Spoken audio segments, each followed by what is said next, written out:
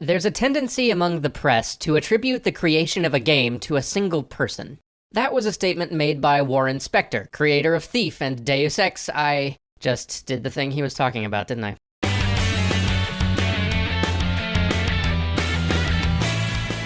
It's true, the gaming public often sees game development this way, and the rise of indie games and larger-than-life public developer personas has only led the press to reinforce this notion. It's just easier to think of games as having sprung fully formed from the mind of a sole creator. But the truth is, almost no game is the work of a singular visionary. Behind that visionary stands a team of hundreds, or a small crew of specialized freelancers, or even just a few behind-the-scenes partners. So let's talk about why credit for these games that we love is so often attributed to a single person, and why it can do harm to think that way. This is a particularly easy trap to fall into when thinking about indie devs, so let's start there. Just as an example, when people think of Vlambeer, they generally think of Rami Ismail, and this is a perfect example because Rami often literally introduces himself as half of Vlambeer. He is in no way trying to hide the fact that he is part of a duo. The other half is Jan Willem Nijman, who very few people outside the industry have heard of.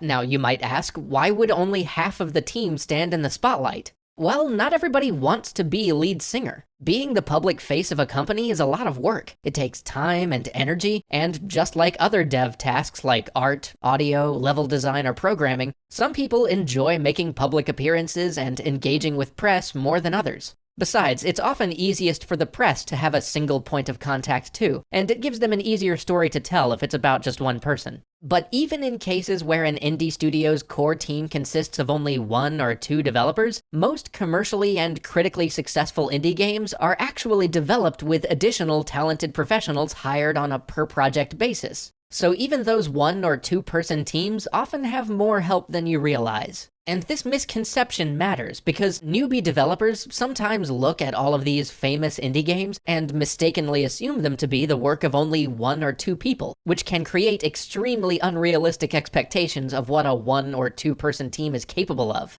The difference between working alone and working with a team of a half a dozen can be staggering in terms of productivity and output quality. It's really easy to just lump both team sizes into the small projects category, especially when the team contains a bunch of contractors or part-timers. But from a development perspective, that's a difference of 200 or 300% as much available time and energy each week. Not to mention the inherent benefits of having people focusing purely on their own specializations, rather than having to tackle design, art, and code single-handedly. Fez, Spelunky, Braid, Minecraft, The Stanley Parable, most any popular indie game you can name had more people working on it than you probably realize. These cases demonstrate a common pattern. In the eyes of press and players alike, the dev team's public face is often considered the lead singer of the team. But this common misunderstanding doesn't usually tell the real story, and it feeds into unrealistic expectations around indie development. And AAA games? None of those are made by one person. Will Wright was obviously a very important decision-maker and a key source of vision for the game's Spore, but more than 100 other people had a hand in that game's creation. A half-dozen other designers made many decisions about how the game would play, and that's not even counting the influence of the studio executives who held the purse strings. Or take Civilization. Sid Meier's name may still be on the box, but he probably isn't doing a lot of the coding or building the art assets in those games these days. And there's another reason why this distinction matters. Even if we don't fall into the misconception that these games are the result of one person's vision, it's still very common for that one person to wind up as a lightning rod for credit or blame. Here's the thing, when there are tens of millions of dollars at stake, no one person has total control over how a project evolves. There are just so many people involved, so many processes and team dynamics at play. It's larger than any one person. And if we get overly focused on one person or personality, we risk overlooking valuable conversations about how those processes or dynamics might play out in what's right or wrong with a game, and thus fail to learn all the lessons that such failures or successes have to offer us. When Hideo Kojima split with Konami after decades of work there, his publicly stated reasons included wanting more creative freedom.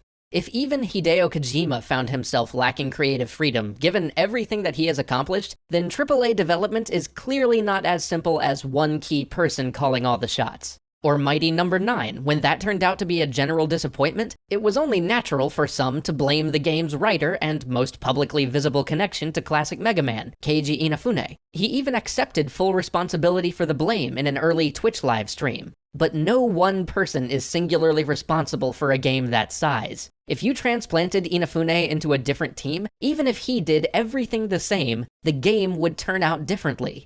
People doing programming, art, music, level design, and sound are not interchangeable. Different people work together in different ways, and the games we play are a result of this talent soup.